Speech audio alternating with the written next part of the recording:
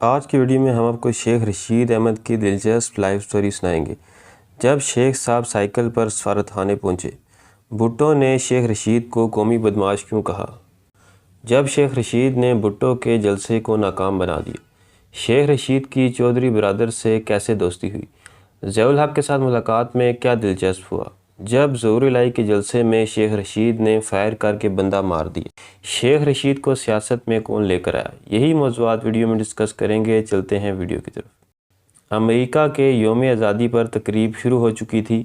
ایک نوجوان سائیکل پر پیڈل مارتا ہوا بالآخر سفارتخانے پہنچ گیا۔ سائیکل پر آنے والا شاید یہ واحد مہمان تھا جس پر انٹیلیجنس بیورو والے بھی حیران تھے، لیکن اس کا نام مہمانوں کی فہرست میں شامل تھا۔ سائیکل سٹینڈ نہ ہونے کی وجہ سے سادہ لباس میں اہلکار نے نوجوان سے سائیکل لی اور پارکنگ کے لیے لے گیا۔ یہ نوجوان جب سفارتخانے میں داخل ہوا تو ایک جانب ولی خان اور مولانا شاہ احمد نورانی اپوزیشن کے لیڈروں کے ساتھ موجود تھے۔ یہ نوجوان جب سفارتخانے میں داخل ہوا تو ایک جانب ولی خان اور مولانا شاہ احمد نورانی اپوزیشن کے لیڈروں کے ساتھ موجود تھے۔ ایسے میں سامنے سے ایک شخص اس کی جانب بڑھا اور اسے قومی بدمعاش کہہ کر پکارا۔ یہ نوجوان پاکستان کا سینئر سیاستدان شیخ رشید تھا، جبکہ اس کو بدمعاش پکارنے والے ذوالفقار علی بھٹو تھے۔ شیخ رشید امریکی سفارتخانے میں ذوالفقار علی بھٹو سے ٹکراؤ کے واقعے کے بارے میں مزید لکھتے ہیں۔ بھٹو میرے قریب آ کر کہنے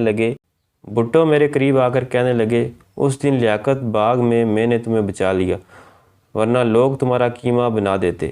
پھر ایک دم بولے، تم کیا سمجھتے ہو کہ ایوب خان کو تم نے اتارا ہے یا بھٹو نے اتارا ہے؟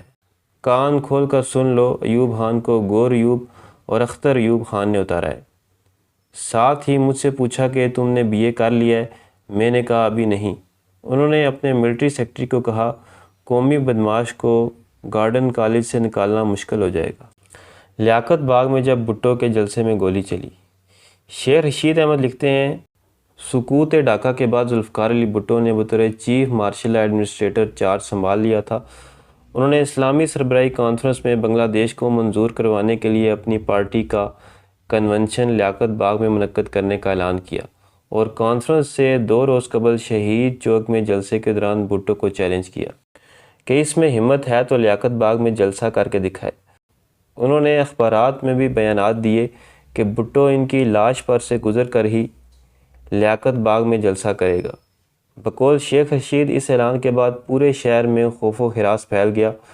پولیس نے والد اور بھائیوں کو گرفتار کرنا شروع کر دیا، لیکن انہوں نے حوصلہ نہیں ہارا۔ آخری رات جس کے بعد صبح جلسہ ہونا تھا، انہوں نے لیاقت باغ کے سامنے واقع دوگیز کیفے کے سامنے اپنے دوست بٹ کے گھر گزاری۔ ساری رات ایک بٹن والا چاقو لے کر چھت پر سویا رہا۔ اگر کوئی بلی بھی پاس سے گزرتی تو میں گھبرا جاتا۔ شیخ رشید بیان کرتے ہیں کہ وہ اپنے چند جانساروں کی ایک ٹولی کو اسلامیہ اسکول کے سامنے اکٹھا ہونے کا وقت دے چکے تھے۔ صبح ہی سے کنونشن میں جوک در جوک بسیں آ رہی تھیں اور ہزاروں کی تعداد میں پیپل پارٹی کے جالے داخل ہو رہے تھے۔ تھوڑی دیر میں پولیس کی ایک پلاٹون دوگیز کیفے کی طرف بڑھی اور وہ گھبرا گئے، لیکن پتہ چلا کہ اس نے صرف اپنی حفاظتی پوزیشن سنبھالی ہے۔ شیخ رشید مزید لکھتے ہیں، جب بھٹو تقریر شروع کر چکے تو وہ پولیس سے بچ کر اپنے دوستوں میں پہنچ گئے اور نعرے لگاتے ہوئے مین گیٹ کے اندر داخل ہو گئے۔ جلسہ گاہ میں کھلبلی مچ گئی اور لوگوں نے بھاگنا شروع کر دیا، جس کا انہوں نے پورا فائدہ اٹھایا، اور جب وہ سٹیج کے قریب پہنچے تو سٹیج سے کسی بیوقوف نے گولیوں کی بوچھاڑ شروع کر دی اور جلسہ درم برم ہو گیا۔ منصوبے کے عین مطابق لیاقت باغ کے باہر کھڑی گاڑیوں کو میرے دوستوں نے 2-3 جگہوں پر آگ لگا دی۔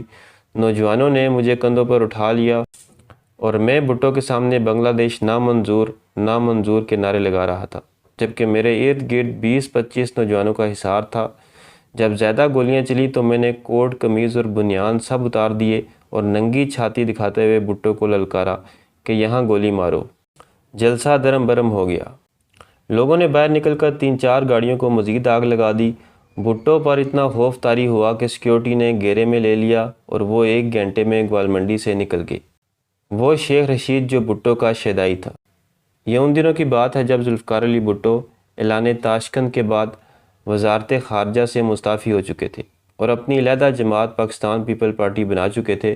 اس دوران شیخ رشید ٹیکنیکل انسٹیٹیوٹ میں زیر تعلیم تھے وہ اپنی یادداشتوں میں لکھتے ہیں کہ بھٹو ایوب کے خلاف مہم شروع کیے ہوئے تھے اور 7 نومبر 1967 کو معلوم ہوا کہ وہ پشاور سے راولپنڈی آ رہے ہیں۔ انہوں نے ان کا استقبال کا فیصلہ کیا، لیکن ان کی طلبہ یونین نے ساتھ چھوڑ دیا۔ اسی روز انسٹیٹیوٹ اور جنگی سیدہ میں تقریر کی، لیکن بھٹو دیر سے پہنچے۔ انہوں نے مختصر خطاب کیا اور راولپنڈی چلے گئے، جہاں پہلے ہی ہنگامے ہو رہے تھے۔ وہ واپس جلوس لے کر انسٹیٹیوٹ کے گیٹ پر پہنچے تو پولیس سے مڈ بھیڑ ہو گئی۔ اس وقت بھٹو جا چکے تھے اور پولیس نے مظاہرین پر بلا وجہ فائر کھول دیا اور ان کے ایک ساتھی ہلاک اور ایک زخمی ہو گئے۔ لڑکے جمع ہو گئے اور انہوں نے مجھے پرل کانٹیننٹل بھجوایا تاکہ میں ذوالفقار علی بھٹو کو لے کر واپس آؤں اور وہ یہ ظلم دیکھیں۔ جب میں وہاں پہنچا تو پہلے ہی گارڈن کالج کے طلباء آئے ہوئے تھے اور انہوں نے بھٹو سے ملاقات کی تھی۔ ایسے میں وہاں پولیس پہنچ گئی اور طلباء کو منتشر کرنے کے لیے لاٹھی چارج کیا جا رہا تھا اور بعد میں آنسو گیس بھی چھوڑی گئی۔ میں جب بھٹو کے کمرے میں داخل ہوا تو وہ نیا سوٹ پہن کر کنگھی کر رہے تھے۔ میں جذبات میں روتے ہوئے انہیں رودات سنا رہا تھا تو انہوں نے مجھے گلے سے لگایا اور کہا، ضرور چلوں گا، مگر وہ وقت نہ آیا۔ میڈیا ہاؤسز سے قربت۔ شیخ رشید اپنے سیاسی سفر میں وزارت اطلاعات و نشریات کے وفاقی وزیر بھی رہ چکے ہیں اور انہوں نے زمانہ طالب علمی سے بڑے میڈیا ہاؤسز اور نامور صحافیوں سے تعلقات استوار کر رکھے ہیں۔ اپنی یادداشتوں میں وہ لکھتے ہیں کہ بھٹو کا جلسہ پلٹنے کے بعد سارے پاکستان میں سیاسی شخصیات سے ان کا تعارف ہو چکا تھا۔ انہوں نے اخراجات پورے کرنے کے لیے شہر کے میل مالکان سے چندہ لینا بھی شروع کر دیا۔ اکثر مالکان کے بیٹے گارڈن کالج میں پڑھتے تھے۔ یوں پہلی تبدیلی یہ آئی کہ وہ سائیکل سے 93 ویسپا اسکوٹر پر شفٹ ہو گئے۔ شاید ہی کوئی رات ایسی گزرتی ہو جب میں جنگ کے گوالمنڈی کے دفتر میں شوش ملک سے ملنے نہ جاتا۔ جب اخبار کی کاپی جاتی تو رات 1:30 بجے ان کے ساتھ واپس آ جاتا۔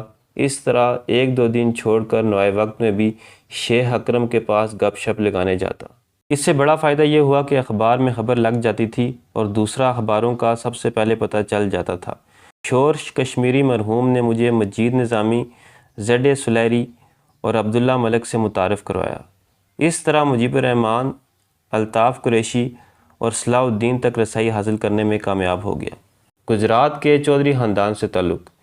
شیخ رشید اپنے سیاسی سفر میں چودھری شجاعت اور چودھری پرویز الہی کے قریب رہے اور جس حکومت میں یہ دونوں شامل رہے، شیخ رشید بھی اس کا حصہ بنے۔ اپنی یادداشتوں میں اس تعلق کی بنیاد بتاتے ہوئے شیخ رشید لکھتے ہیں، جب انہوں نے مسلم اسٹوڈنٹ فیڈریشن کو منظم کیا تو گجرات میں ان کی چودھری ظہور الہی سے شناسائی ہوئی اور وہ ان کے سیاسی مددگار ثابت ہوئے۔ چودھری ظہور نے 32 بور کا پستول کا لائسنس بنوا دیا اور گھر فون لگوایا، جس کے اخراجات وہ برداشت کرتے تھے۔ یوں ساری سیاست ان سے وابستہ کر لی۔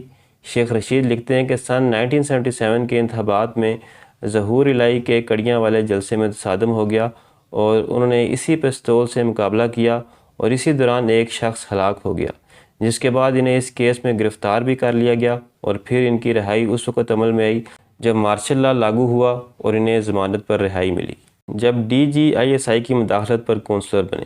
شیخ رشید اسمبلی میں پہنچنے کے لیے کئی سال تک تگ و دو کرتے رہے، لیکن انہیں ایوان میں داخل ہونے کا موقع مارشل لا میں غیر جماعتی بنیادوں پر ہونے والے بلدیاتی انتخابات میں ملا۔ وہ لکھتے ہیں، وہ کسی جماعت کے عہدیدار نہ تھے، لیکن ان کے کاغذات مسترد کر دیے گئے اور جب انہوں نے پریزائڈنگ افسر سے شکوہ کیا تو انہوں نے صاف کہہ دیا، آپ سمجھدار ہیں، اوپر رابطہ کریں۔ پروفیسر واسق سے کہا کہ کسی ذمہ دار آدمی سے رابطہ کرائیں تو انہوں نے اپنے شاگرد کرنل ترمزی سے رابطہ کیا۔ کرنل ترمزی نے director general ISI general Akhtar عبد الرحمن سے ملاقات کا بندوبست کر دیا۔ پہلی ہی ملاقات میں ایسا لگا کہ میری گفتگو عبد الرحمن کو متاثر کر گئی۔ انہوں نے کہا وہ جنرل ضیاء الحق سے بات کریں گے۔ جنرل اختر عبد الرحمن نے ضیاء الحق سے میرے کونسلر کا انتخاب لڑنے کی اجازت لی۔ شیخ رشید اپنے تعلقات کے بارے میں مزید لکھتے ہیں، الیکشن میں شرکت دلانے کی وجہ سے اب director general ISI general Akhtar عبد الرحمن سے ان کا رابطہ ہو گیا تھا۔ وہ ان کی رائے کو اہمیت دیتے اور اکثر انہیں رومیل آف پالیٹکس کے نام سے یاد کرتے۔ جنرل عبد الرحمن کی کوشش تھی کہ میں جنرل ضیاء الحق سے ملاقات کروں۔ ایک بار ملاقات طے ہو گئی، ہاتھ ملاتے ہوئے اپنا تعارف کرایا تو انہوں نے ایک ہی جملہ کہا کہ تعارف کی ضرورت نہیں۔ دوسری بار ملاقات ان کی وفات سے 3 روز قبل ہوئی، جس سے مجھے اندازہ ہو گیا تھا کہ وہ انتخابات نہیں کرائیں گے۔ یہ تھی میری آج کی ویڈیو، ملتے ہیں اگلی ویڈیو میں، تب تک اللہ حافظ۔